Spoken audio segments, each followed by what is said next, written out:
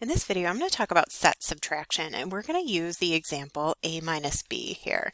And so when we're finding the difference of sets a and b, we denote that using the subtraction symbol. So we denote that by a minus b. So that's the difference between sets a and b.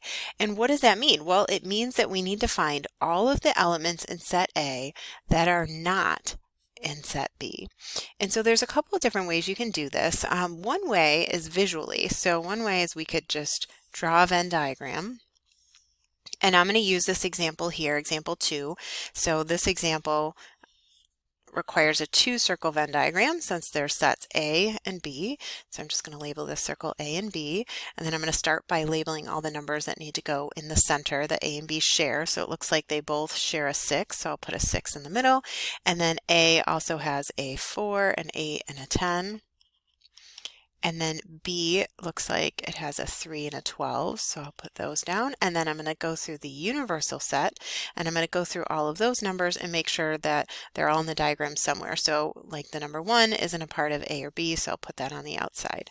And either is 2, we've got 3, 4, 5 I'm going to put on the outside, 6 is already in the diagram, 7 goes on the outside, 8 is right here, 9, 10, and then 11 will go on the outside.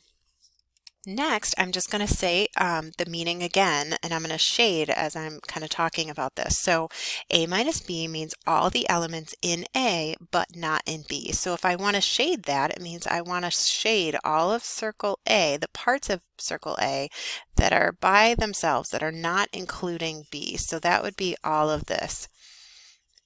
And so this region right here represents A minus B. And so just using the picture, I can see that A minus B is the set 4, 8, and 10. Okay, another way to go about doing the subtraction is to follow these steps up here, process for finding A minus B.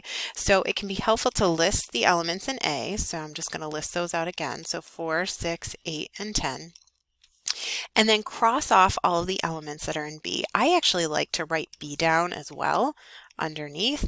So B has 3, 6, and 12.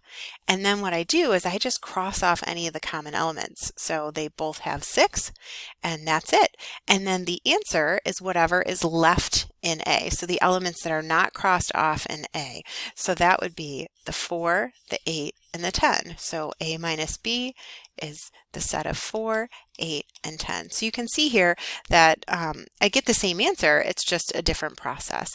And then just to show you real quick, I'll do B minus A the other way around to see, so you can see how that looks. So if I had to do B minus A in terms of the diagram, it would be everything in B that's not in A. So I would just shade this part of B that doesn't touch A. So that would be elements 3 and 12. And then if I were to write it out, I would just write out, I would first write out the set of B, and I would cross off any elements that are in A. Now if you want to write A down below so that you can clearly see which ones they share, then you can. And so you can see they both share a 6. And so then whatever's left over in B, that's going to be in the set B minus A. So it contains numbers 3 and 12, which is what we saw from the diagram there as well. So you've got 2 different options of how to do this.